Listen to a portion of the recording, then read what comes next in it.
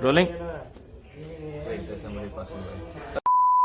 Hi guys, welcome back to another episode of sorry. It's okay. You Keep rolling. Okay.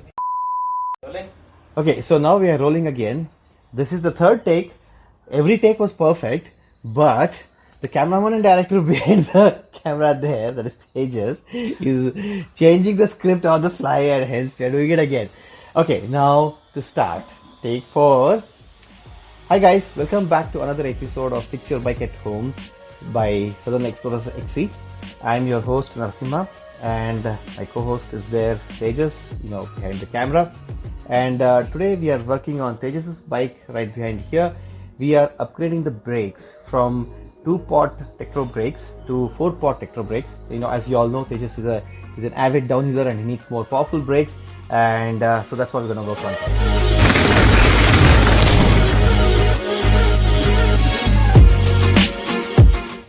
Right, guys. So yeah, as I said earlier, so this is the bike, and it's a Marin San Quentin.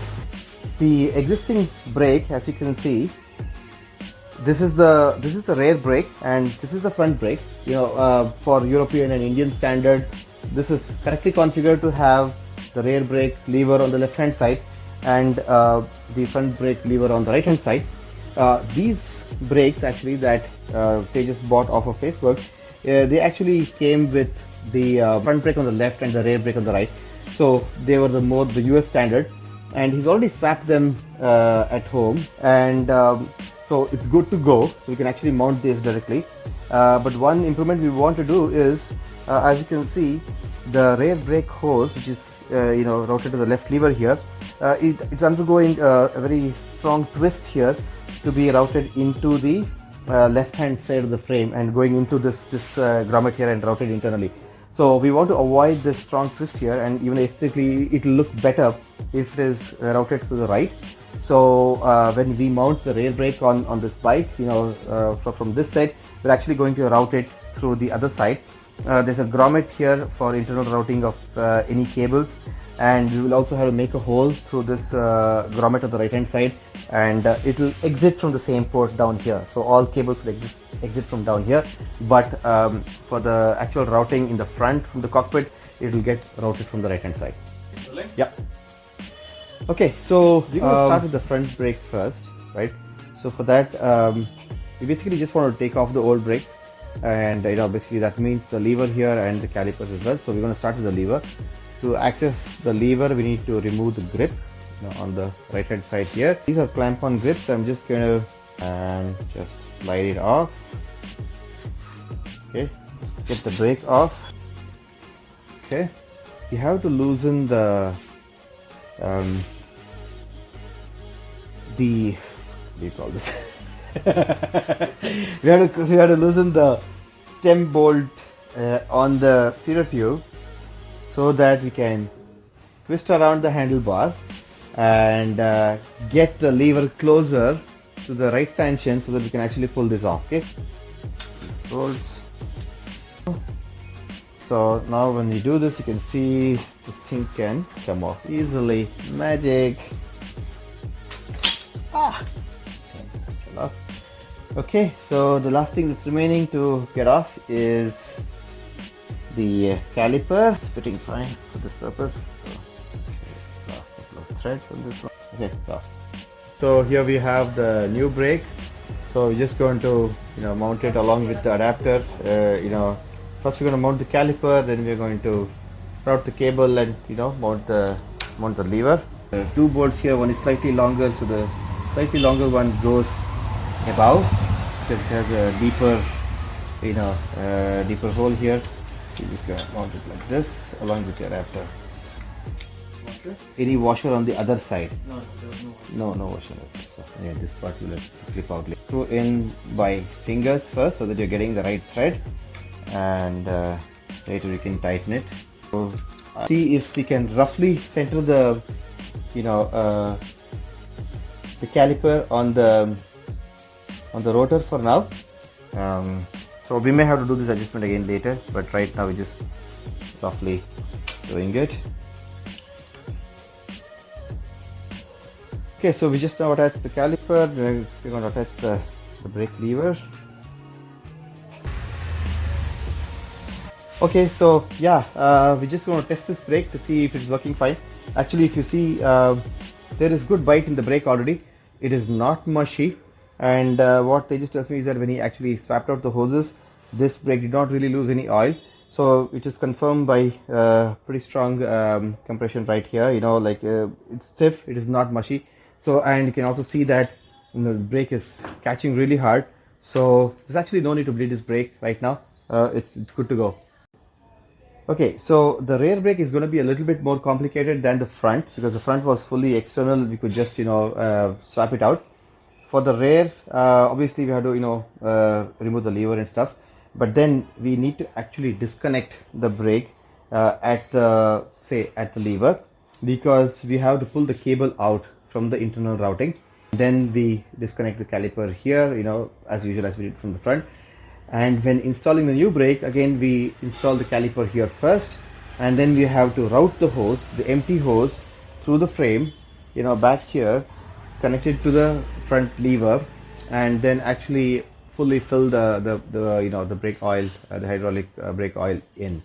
So yeah, so we're going to first start with draining the brake out completely first, because we don't want the oil to get everywhere inside. So we're going to take a syringe and actually run this brake dry. Okay, here are the tools we need. We need the Allen key set to disassemble the brakes and T-screw keys to remove the reservoir valve screws and rotors.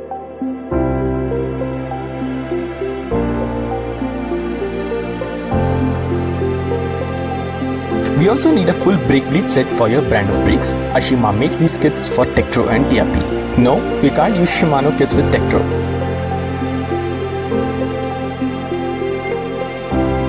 We'll also need a compatible brake fluid to bleed the brakes. It could be either mineral oil or dot fluid. Ours uses mineral oil. Okay, so to drain this brake and the entire system, so we actually have to remove this drain port here, this small screw. It's a T15 screw there.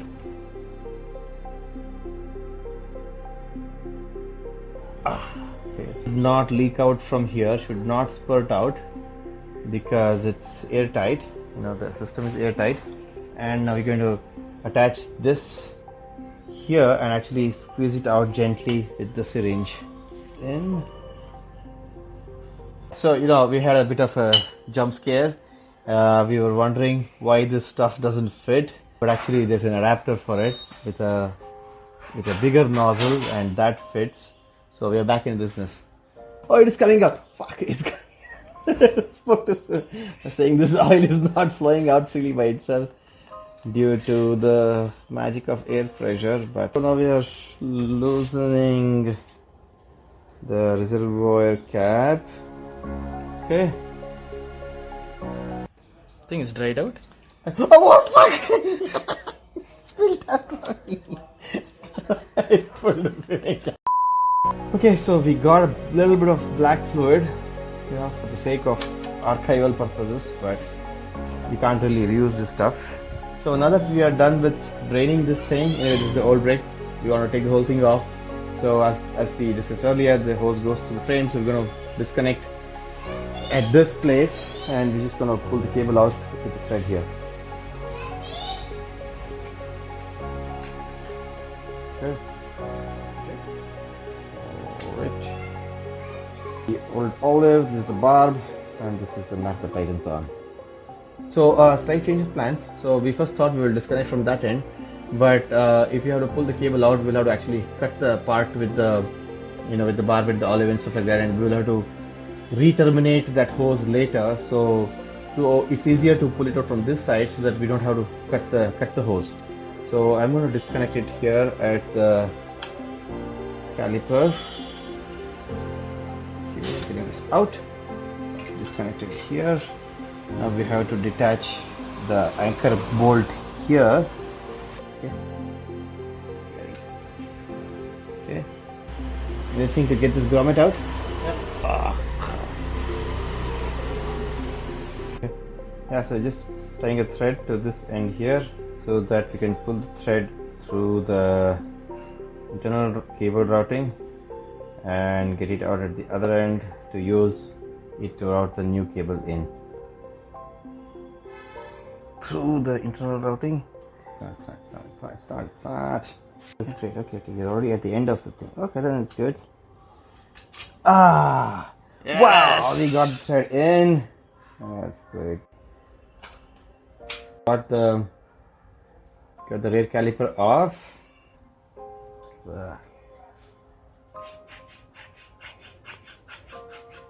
Okay, put it off. Let's work on the internal routing first. That's the biggest challenge. And then it will bleed just fine. So let's start it. Here we go.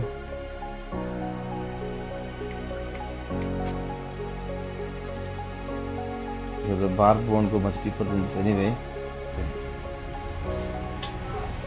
Okay, and then we will have to figure out some way of being able to sight it at the other end and just push it in or something, right? So let's see. Yes. Yeah, so.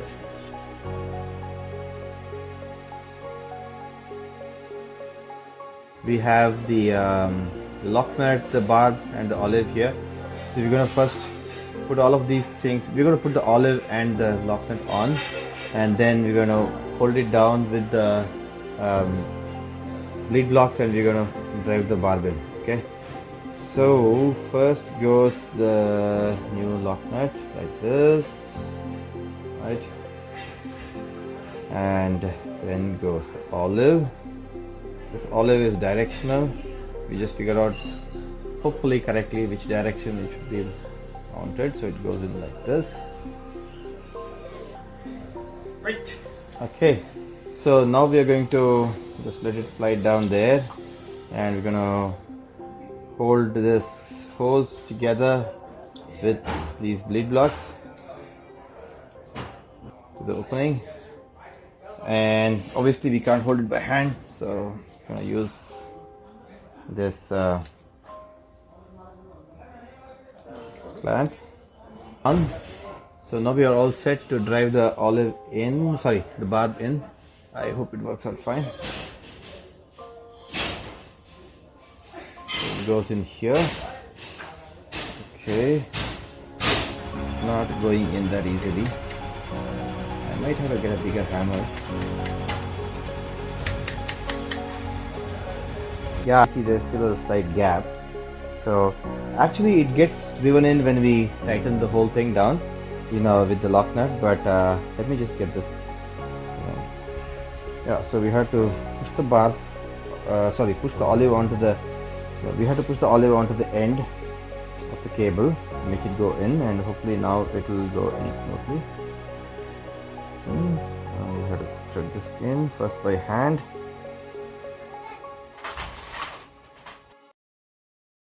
Well, I guess this is where the footage ends. Yes, I lost rest of the footage. So thanks for watching the video, guys, and see you in the next one. So I would have said, but I did do a retake on the other day. So here we go again. There's no Nara in this. Instead, you're stuck with my fiddly hands and manly voice. Not saying that Nara doesn't have a manly voice. Moving on. First, suck up some fresh brake oil with the syringe from the bleed kit. There'll be some air gaps, so make sure that the gap is on the top and not on the bottom. Else the air gap will be pushed into the system, and we don't want that happening.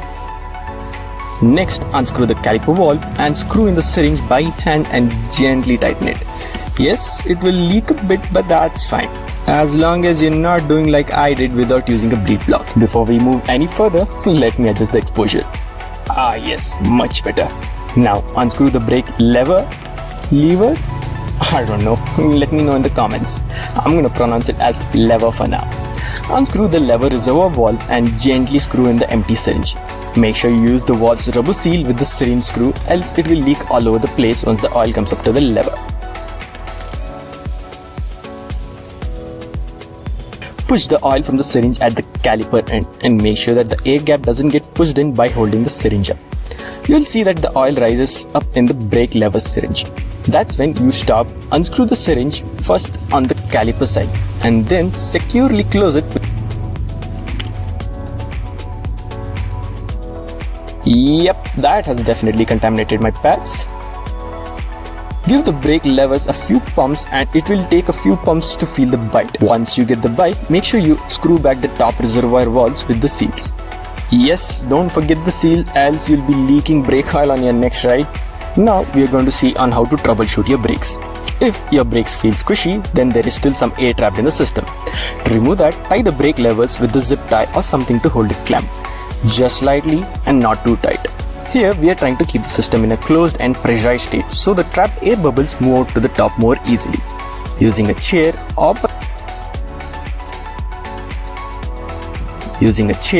bucket of whatever you find, make the bike stand up so the brakes are vertical.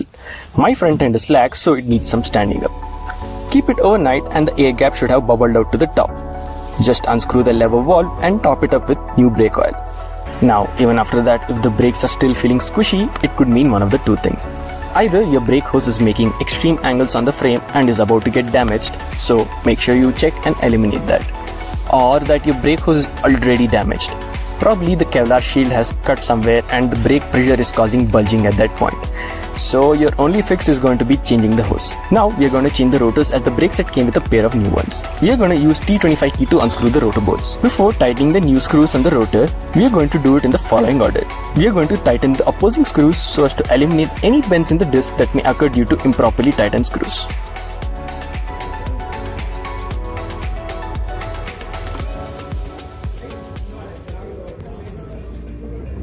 So before we wrap up this video, I want to talk about a few things. So the first thing I want to talk about is bleed block. So in the video we actually made a small mistake. If you noticed, we accidentally called the hose clamps as bleed blocks, those yellow things that you saw Nara was holding. So what are bleed blocks? Bleed blocks are non-compressible pieces of plastic that you put in between the calipers. So in order to slot it in, you have to remove the caliper pads. It prevents the contamination of the pads when we are doing the bleeding process. As you saw in the video, we actually ended up contaminating the pads and the rotors. The oil spilled onto the pads and the rotors. We'll come back to that later.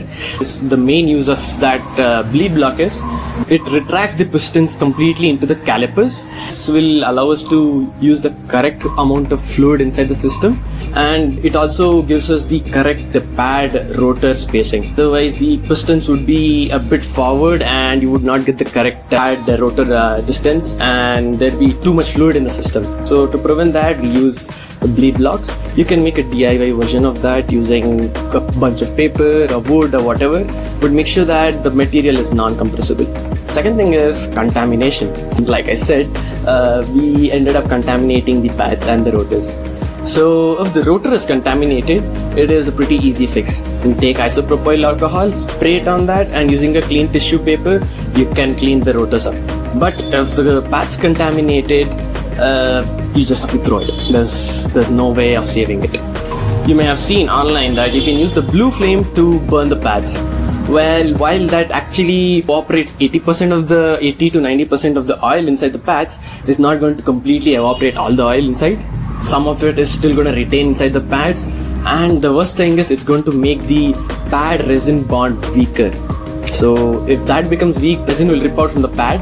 So you don't want that happening. If you're in an emergency situation, sure, that helps. If you're bikepacking or somewhere remote, you can't get these pads, sure, it works as a last resort plan.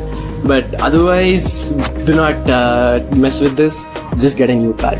Coming to the rotors, I have seen many people do this. They try to use WD-40 to clean the rotors. Do not do that. WD-40 is a lubricant as a rust remover. If you have rust on the rotors, I mean, sure, you can use it, but you're gonna have to make sure that you completely clean it later on with the isopropyl alcohol. But as much as possible, avoid WD-40. Do not get it anywhere near the rotors, because once it gets on your rotors, it will get onto your pads and the pads will get contaminated. So you don't want that happening. So make sure that you use isopropyl alcohol, because isopropyl alcohol evaporates on its own after a while. So use that instead. Coming to the third topic, olives and barbs.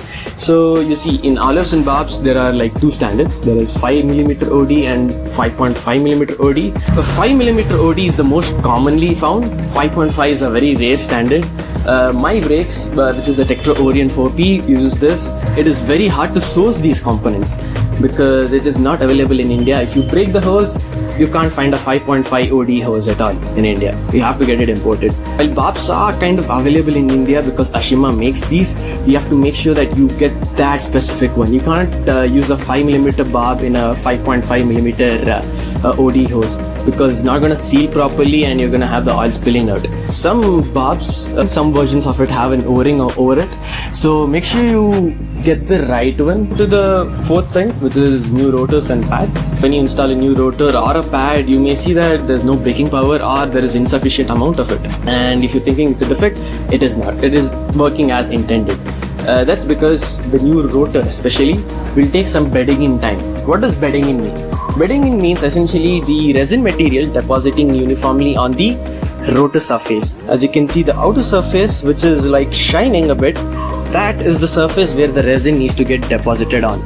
So on the newer rotors, this is going to be very clean, it's going to be uniform. You want to make sure that the resin material or the metallic material, if you have a metallic resin, metallic pads, you will make sure that the material uniformly deposits on the rotor surface. Initial 20 minutes of your riding, make sure that you're lightly applying the brakes and not grabbing a handful of it, because if you grab a handful of it, it's going to deposit more in that area. So you want to make sure that it is uniform so that you get a more predictable braking. So make sure that you do that process before you take it to the trail. Otherwise, you may be surprised that you don't have any braking power whatsoever.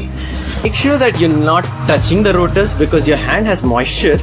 So do not touch the rotors or do not get any kind of lube. I mean, obviously you can't like completely avoid it, but prevent as much as possible because that's gonna improve the life of your rotor pads. If you want to get a new pad for your brake caliper, make sure you get the right shape and right size for your calipers because calipers differ. One caliper is not equivalent to the other caliper. Even if it is 2 pistons, it's still going to differ in size. So make sure you get this correct size.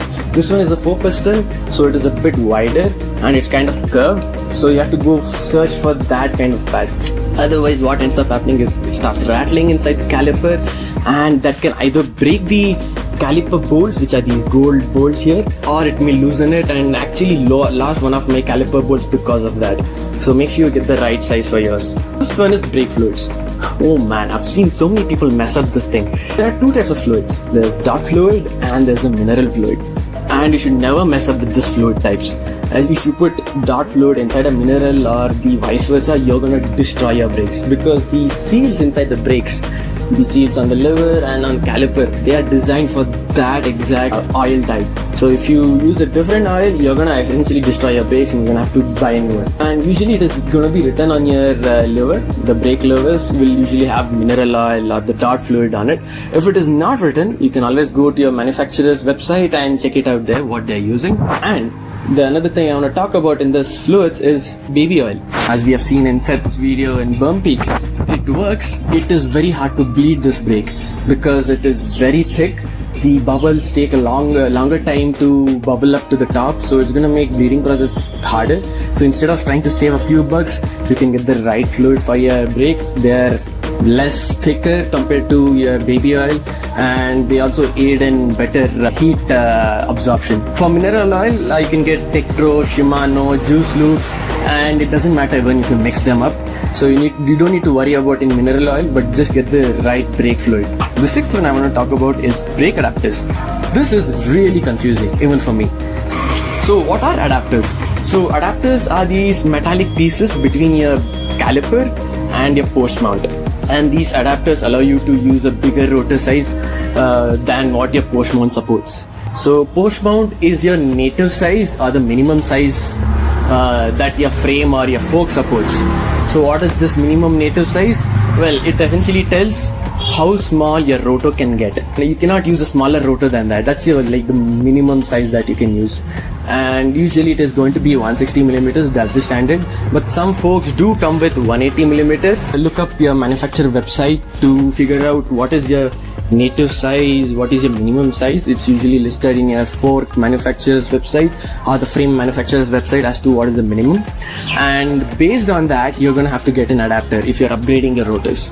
You can see somewhere here, I'm gonna bring up a photo of one of the 203 millimeter adapter. But the problem is, it is not going to work with mine. Even though the rotors are 203, that adapter is not going to work for me. That is because that 203 millimeter is there for native 180 mm. In other words, the post mount they are expecting you to have is 180 millimeters. The post mount I have is 160 millimeters. So for 160 millimeters to adapt to a 203 millimeter rotor, I need a 403 millimeter offset. That means I need to offset my caliper by 403 millimeters away from the post mount. But the one that I've shown you on the screen is a 23 millimeter offset because it is meant for a 180 millimeter post mount. So they only require 23 millimeter offset. So you see, even though it says 203 millimeter adapter, it doesn't work with everybody. So you have to make sure that you are paying attention to these specifications, because for 180 millimeter it's going to be different and 160 it's going to be different. So do not mix up the rear and the front adapters. They are completely different. Do not try to mix and match them, or it's not going to work. Even if it works, it is not going to be optimal for your brakes, because the design for the rear is different and the design for the front is different. And usually you'll have it written as R and F. There's gonna be a suffix or a prefix on the model number for that adapter.